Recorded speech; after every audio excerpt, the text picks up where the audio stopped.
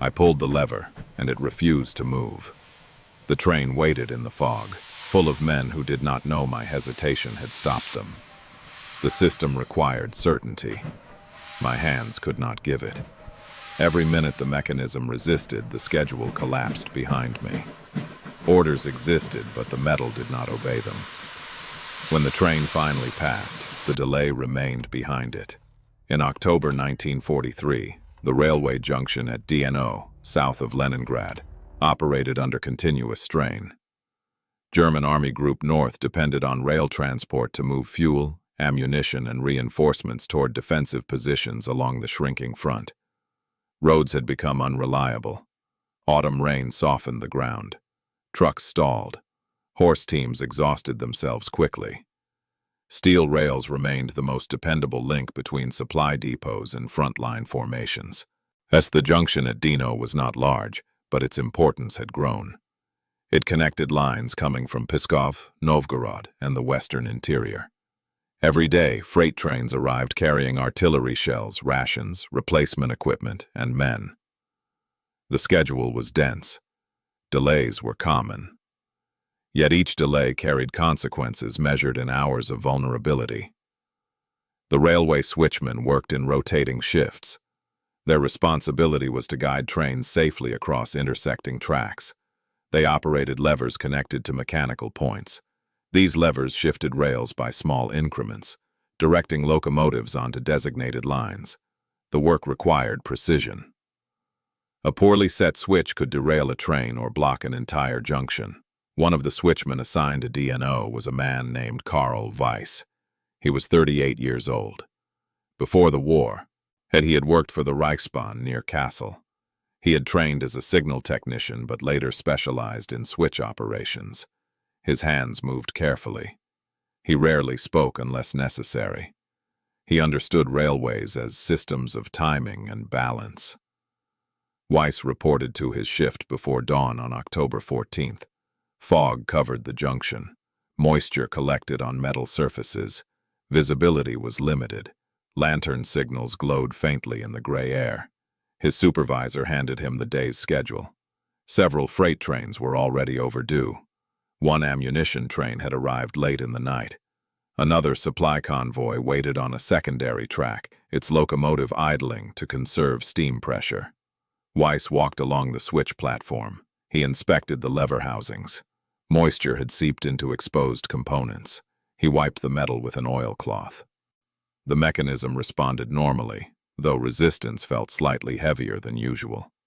The railway network in this sector had suffered repeated stress. Soviet artillery occasionally targeted rail lines. Repairs were frequent, replacement parts were limited. Switch assemblies often remained in service longer than intended. At 6:10, a signalman notified Weiss of an incoming troop train. It carried infantry reinforcements transferred from reserve positions in the west. The train consisted of a locomotive and 18 transport wagons. Each wagon held soldiers and equipment. The train was scheduled to pass through Dino without stopping. Its destination lay further north. Frontline commanders expected reinforcements to arrive before nightfall. Weiss checked the alignment of the main track. As the switch ahead of the junction needed to remain in its current position to allow the train to pass without interruption. He examined the locking indicator. The metal pin had seated correctly. The rails appeared aligned. He signaled clearance. The distant sound of the locomotive emerged through the fog. Steam pressure released in rhythmic bursts.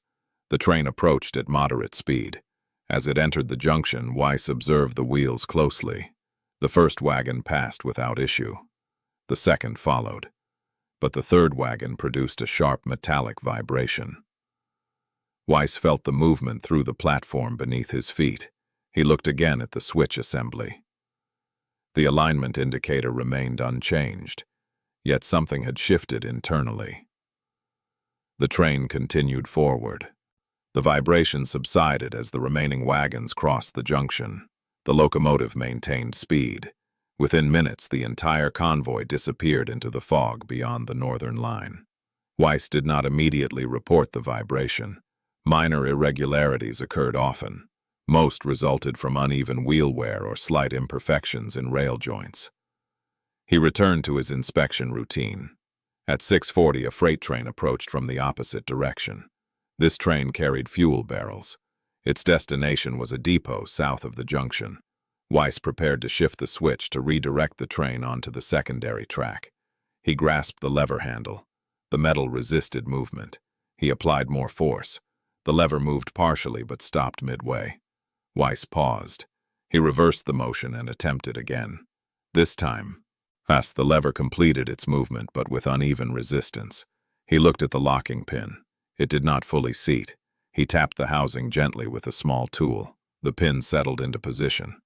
The train arrived and passed through the redirected track without incident.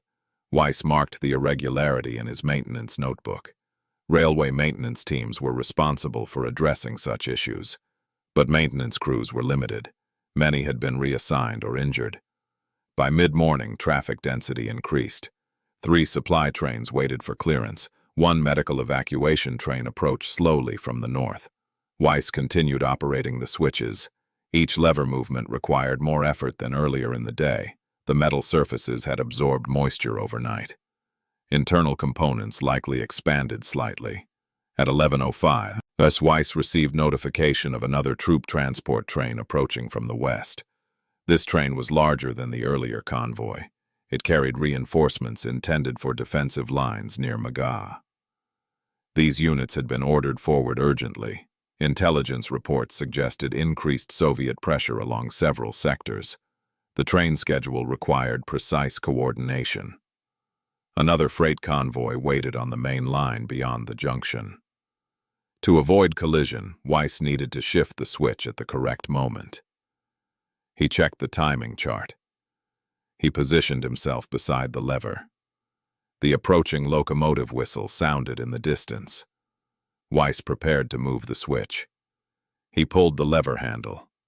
The mechanism resisted more strongly than before. He adjusted his grip and applied additional force. The lever moved slightly. Then it stopped.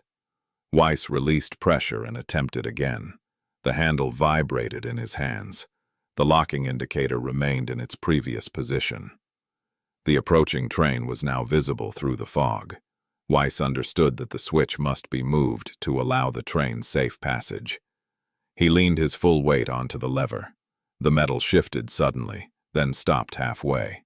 The indicator did not confirm alignment. If the train entered the junction with the switch partially aligned, derailment could occur. Weiss hesitated. He signaled the train to slow. The locomotive reduced speed. Steam vented sharply from the release valves. Weiss attempted once more to complete the lever movement. The internal mechanism refused to lock. The approaching train rolled forward cautiously.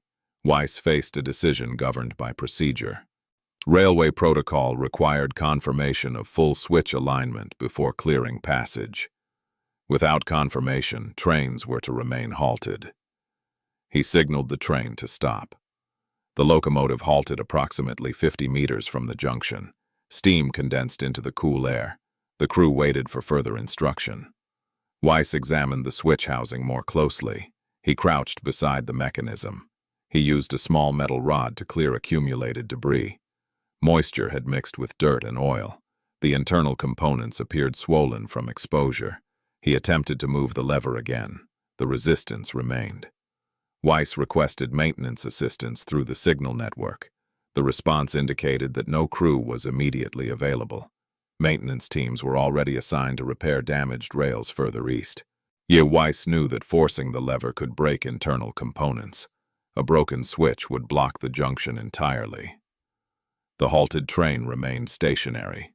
Inside the wagons, infantry units waited without information. Their schedule depended on continuous rail movement. Weiss continued working on the mechanism. Minutes passed, then more minutes. The delay lengthened. Behind the halted troop train, another freight convoy approached. Signal operators instructed it to stop further back along the line. Traffic congestion began forming. Railway supervisors requested updates. Weiss reported mechanical resistance. They instructed him to restore functionality as quickly as possible. He continued attempting manual adjustment. At 11:47, he succeeded in freeing the internal linkage partially. The lever moved into alignment. Thus, the locking pin seated properly. Weiss signaled the troop train to proceed. The locomotive advanced cautiously. The wagons crossed the junction one by one. No derailment occurred. But the delay had extended to 37 minutes. This delay disrupted the entire schedule. Freight trains remained halted behind the troop convoy. Maintenance crews later examined the switch assembly. They noted corrosion and internal expansion caused by prolonged exposure. Temporary repairs restored normal operation, but the consequences of the delay had already extended beyond the junction.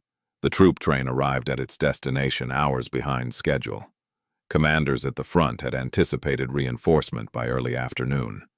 Instead, the units arrived after nightfall. During the intervening hours, Soviet forces advanced against defensive positions held by exhausted infantry. Support was limited. Positions weakened. When reinforcements finally arrived, they entered an altered situation. Their presence still mattered, but their timing no longer aligned with earlier plans. Railway officials documented the delay as mechanical in origin. Weiss submitted his maintenance notes. He described resistance in the lever mechanism. He described the moment when alignment could not be confirmed. His report followed standard format. No disciplinary action occurred. No recognition followed. Railway operations continued. Switches continued moving trains. Schedules continued adjusting to mechanical limitations. Weiss returned to his regular shifts. He continued inspecting lever housings. He continued recording irregularities. Yet winter approached. Metal contracted in colder air. Switch mechanisms operated more smoothly, but Weiss understood how small delays could expand into larger consequences. Railways operated on timing measured in minutes. Front lines depended on arrival measured in hours. Between those measurements stood men like him, men who moved levers, men who waited for alignment, men who delayed trains when certainty was absent. His role remained unchanged. His name did not appear in official summaries. The junction at DNO continued functioning throughout the winter. Trains passed, switches moved, schedules adapted. The delay became one of many entries in operational records. Its consequences absorbed into the broader movement of war. If you value the quiet work behind wartime systems, consider supporting the channel to preserve these overlooked histories.